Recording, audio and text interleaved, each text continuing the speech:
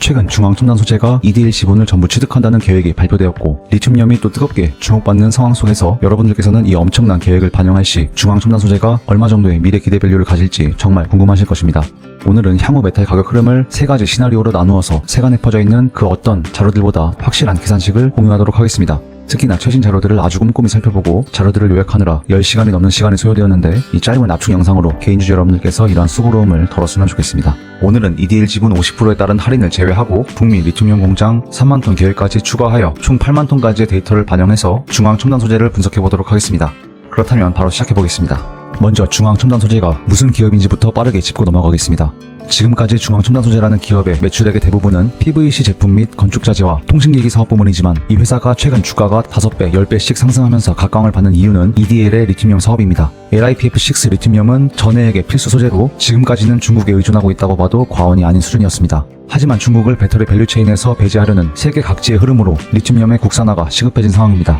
그런데 일각에서는 어차피 화재 위험이 없는 전고체 배터리가 전세계 시장을 다 차지할 것이니 전해액은 앞으로 필요가 없어질 것이고 그렇다면 중앙첨단 소재 리튬이온도 필요가 없다고 말합니다. 또 최근 테슬라 차량에서 화재가 발생했고 이러한 사건들이 발생할 때마다 언론사들은 이러한 주장을 합니다. 허나 이는 한편으로 매우 무식한 주장으로 값비싼 황화물계 전고체는 제가 첨부한 바와 같이 사원계 배터리 NCM811을 예로 들자면 킬로와트 시당 단가가 약 5배가량 비싸기 때문에 절대 빠르게 상용화할 수 없습니다. SNE 리서치 자료에 따르면 심지어 10년도 더 뒤인 2035년까지 절대적으로 주류 배터리는 전해액이 들어간 배터리일 것이며 전해액이 이렇게나 많이 필요하다는 것은 리튬이온도 그만큼 아주 많이 필요하다는 뜻입니다. 현재 전해액 시장에서 글로벌 4위는 대한민국의 엔캠이고 1위에서 3위는 중국 기업들입니다. 중국 기업들은 공산당의 전폭적인 지원으로 점유율을 차지한 것인데 그건 지금까지의 이야기였습니다. 이제 향후 전기차 시장을 주도할 국가는 미국을 비롯한 북미 지역, 더해서 유럽입니다. 왜냐하면 중국 내 전기차 보급률은 일부 지역에서는 이미 50%를 초과하는 데이터가 나오고 있으며 중국 전기차 시장은 이제 성숙기에 진입했습니다. 앞으로 전기차 시장이 커진다면 그 주역은 7%대 보급률을 보이는 북미 시장과 더해서 환경 문제에 아주 예민한 유럽 시장일 것입니다. 하지만 중국은 IRA 법안과 CRMA 법안을 비롯한 관세, 반중국 보조금 정책 등의 규제로 이 두 지역에서는 철저하게 배제됩니다.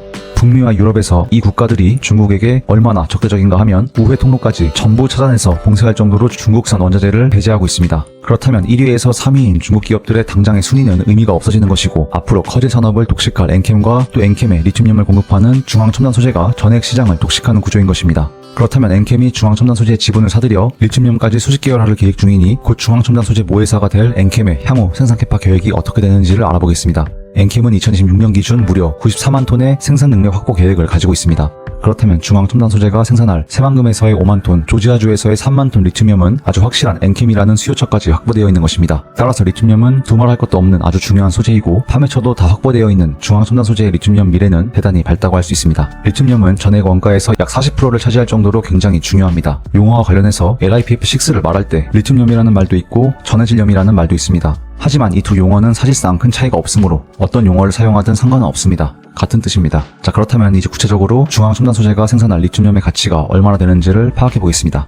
제가 연도별로 중앙첨단 소재의 EDL 목표 생산 캐파에 따른 타임라인을 만들어 봤습니다. 하지만 이 계획은 꽤나 먼 미래의 시점까지 반영하고 있기 때문에 계획 자체는 수정될 가능성이 있긴 합니다. 최근 양극재 업체 중에 코스모 신소재가 밀려드는 고객사 요청으로 급하게 캐파를 확장한 것과 같이 계획이 앞당겨질 수도 밀릴 수도 있습니다. 따라서 제가 표시한 연도 자체보다는 확보하는 생산 능력에 따라 어느 정도의 매출액을 기대해 볼 수 있는지를 중점적으로 파악해 보겠습니다. 새만금 3단계 프로젝트에 따른 5만 톤 캐파와 조지아주 3만 톤 리튬이온 공장 완공 시점은 얼추 비슷하기 때문에 둘을 합쳐서 산출하였습니다. 또한 LiPF6 리튬이온은 공급 부족이 정말 상상 이상으로 심한 소재이기 때문에 공장을 쉴 새 없이 거의 모든 생산 설비를 풀 가동해야 할 것입니다. 따라서 100% 가동을 전제로 하고 수율만 95%로 가정하겠습니다. 따라서 보정한 매출액은 다음과 같습니다. 여기까지의 계산식은 매우 쉽고 간단한데 문제는 그 다음입니다. 최근 광산을 폐쇄한다는 얘기가 나올 정도로 중국산 원자재 공급 과잉과 달러와 강세로 추락한 메탈 가격과 그에 따른 중앙첨단 소재의 EDL, 리튬이온 판가 책정이 가장 복잡합니다. 어느 정도 향후 시장을 예측해야 하기에 여기에는 제 주관이 들어갈 수밖에 없는데 따라서 여러분들께서 생각하실 수 있도록 세 가지 시나리오를 모두 제시해서 말씀드리겠습니다. 선대인 소장님께서는 2026년을 기준으로 현재 $20를 하회하는 리튬 판가를 $50 정도로 보고 계신데 이는 지극히 정상적인 범위 내의 예상입니다. 전기차 수요가 완성 전기차 업체들의 양산형 모델들의 출시로 크게 증가한다면 당연히 전기차에 들어가는 배터리의 수요가 같이 증가합니다. 배터리의 수요가 늘어나면 배터리 핵심 광물인 리튬의 수요가 아주 큰 폭으로 증가하겠고 그렇다면 당연히 리튬 판가가 크게 오를 수밖에 없습니다. 리서치 기관들이나 증권가에서는 향후 리튬 판가를 훨씬 더 낮게 책정하는데 그렇다면 좋습니다. 상당히 보수적인 시나리오도 가정해서 말씀드리겠습니다. 오늘 비디오에서는 3가지 시나리오를 가정합니다. 시나리오 1은 kg당 600위안 정도 수준의 전 고점을 EDL 리튬염 8만톤 캐파 구축 시점에 빠르게 도달하는 낙관적인 상황을 가정합니다. 따라서 LiPF6 리튬염 가격을 kg당 600위안으로 적용합니다. 두 번째 시나리오는 선대인 소장님께서 말씀하신 kg당 50달러의 리튬 판가를 적용하며 이는 최고점과 현재 최저점의 약 중간값에서 소폭 상회하는 판가 수준입니다. 이에 따라 LiPF6 리튬염 가격도 비율대로 할인해서 kg당 400위안 정도를 적용하겠습니다. 세 번째 시나리오는 증권가 예측처럼 리튬 판가가 바닥권에서 유의미한 수준으로 반등하지 않을 경우를 가정합니다. 이 데이터는 앨범할 자료도 참고해서 매우 보수적으로 추정하여 kg당 20달러 수준의 리튬 판가를 8만톤 캐파 구축 시점을 기준으로 가정합니다. 그렇다면 각각 EDL, LiPF6 생산 캐파에 따른 연간 매출액은 첨부한 표와 같이 산출됩니다. 하지만 이 자료는 공급 부족으로 인해 없어서 못 파는 중앙첨단 소재의 리튬염 가격이 폭등하는 상황은 가정하고 있지는 않습니다. 이미 중국산 메탈과 비중국권 메탈의 판가 디커플링 현상은 발생하였고 그 격차가 점점 심하게 벌어지고 있어 밸류에이션의 글로벌 평균 데이터를 적용하는 것이 맞는지는 모르겠지만 일단은 시청해주신 여러분들께서 납득하실 수 있는 데이터를 적용하겠습니다. 그렇게 기대 매출액을 산출한 뒤 영업이익률 20%를 가정해서 각각 매출액별로 영업이익이 어떻게 발생할지를 모두 계산해보았습니다. 영업이익률 20%는 중국 리튬염 생산 기업들의 평균적인 영업이익률을 참조해서 적용한 데이터이고 조금 더 보수적으로 보고 싶으신 분들께서는 15%를 적용해서 상황별 영업이익을 산출하시면 되겠습니다. 여기에 다소간 보수적인 추정인 영업이익 멀티플 20배수를 적용해서 각각의 상황별로의 시가총액을 구할 수가 있는데 산출한 데이터에 20씩만 곱하시면 되니 이 자료를 따로 첨부하진 않겠습니다. 독점적 소재의 경우는 멀티플 25배 혹은 30배수를 밸류에이션에 적용할 수도 있지만 다른 기업들과 동일하게 비교하기 위해서 똑같이 20배수만 적용해보도록 하겠습니다. 제가 시나리오별로 모두 표시하긴 했지만 리튬 판가가 정고점 수준까지 단기간에 급반등할 것을 노리고 투자하는 것은 무리한 추정이라고 생각합니다.